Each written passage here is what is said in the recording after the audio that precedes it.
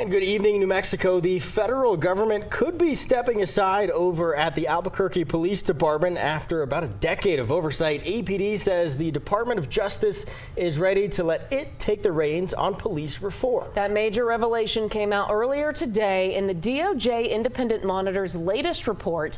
Tonight, our KOB4 team is looking at what comes next, while also reminding us of how we all got here. Now, there is a lot to unpack. I mean, literally more than a decade's worth. So let's go ahead and start with Cassie Foote this evening. So Cassie, this latest monitor report indicates APD is 100% compliant, we've learned, with all the reforms the DOJ put in place. And again, this is all regarding use of force. Yes, but that doesn't mean the work is over for Albuquerque police. Even the chief said today reform should never end for any police department. And to appreciate the progress at APD, we have to remember why the DOJ intervened in 2014. That's when the department determined there was a pattern of excessive force within APD, especially with the circumstances surrounding police shootings. One of the cases the DOJ used in this determination was the deadly shooting of Christopher Torres in 2011. Albuquerque police officers shot and killed him in his family's backyard while the 27-year-old was having a mental health crisis. He suffered from schizophrenia. Officers visited the house to serve a warrant on Torres. APD says he fought back and reached for the officer's gun.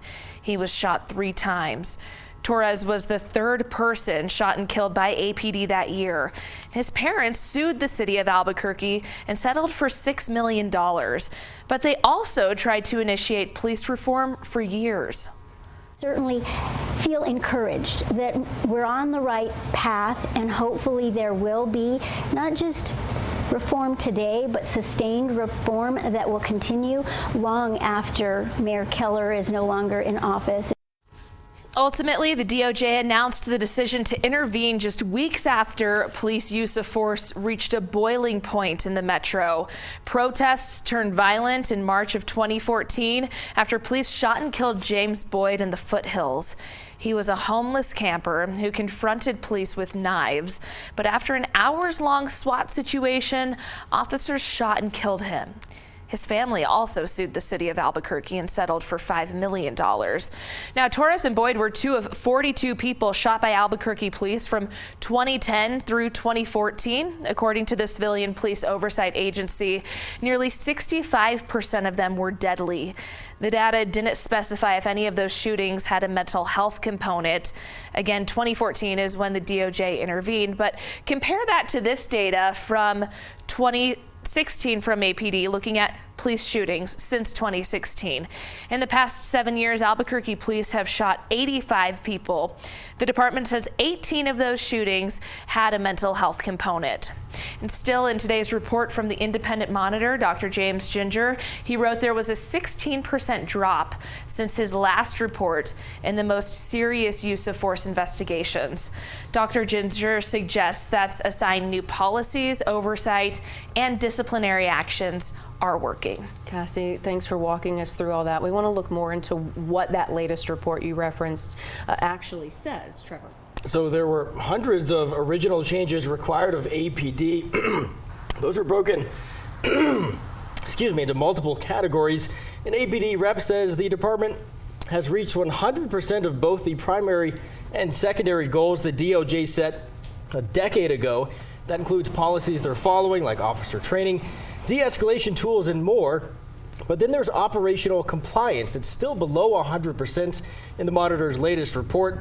That's still a concern, especially considering the areas that still need to have more improvement, including the Civilian Police Oversight Agency and City Council. Yeah. So that means APD not necessarily getting, an all clear here, but again, based on the progress so far, the oversight could be terminated or at least scaled back here in the next month when they go to court. Right. Once again, this is not the end-all, be-all for APD's journey on reform. Right. The 19th report by the Independent Monitor, Dr. Ginger, shows there are definitely still some areas that need improvement, even if APD has been so-called compliant up to this point. For example, the DOJ noted a recent use of force incident was misclassified, and no one within APD investigated the supervisor who was responsible for that error. Also, the DOJ will still be keeping tabs on APD for at least 2 2 years just to make sure the department stays compliant in overseeing itself. And there are concerns within the community as well. An ACLU rep says the changes look great on paper, but he doesn't believe the overall culture has changed over at APD. They have a 2-year sustainment period where they will continue to be under the terms of the consent decree, and the judge and those of us in the community will still be watching to make sure they're not backsliding into the problematic behaviors that got them here in the first place.